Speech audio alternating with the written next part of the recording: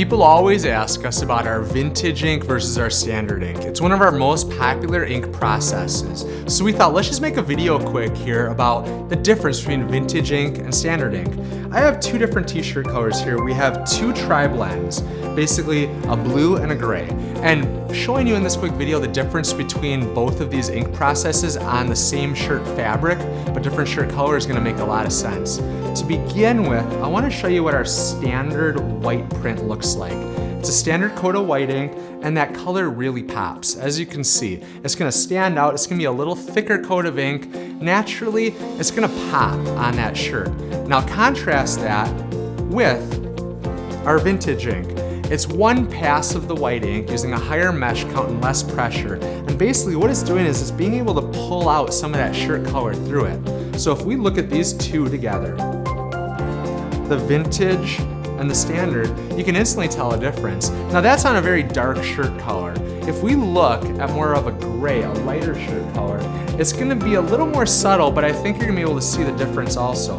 Right here's our standard white, which really pops. It's a thicker coat of ink again, and this is what most printers print with. That white coat of ink that's really meant to just be boom, right in your face. What we found though is a lot of people really right now in this market are preferring a softer ink, a little thinner. So this is the vintage white on that same gray shirt. I'll show you the comparison again, just so you can see the difference. And really, what we're trying to do with our vintage versus our standard is we're just trying to give you the best experience with your logo. Might be a little hard to see just on the video, but we hope we can kind of give you a good representation. The standard to the vintage. Again, as you get a darker shirt color, the vintage white really pops more. You can see it a little brighter in that blue shirt, but here you can definitely see it's a more subtle print, softer, naturally complements this very soft material.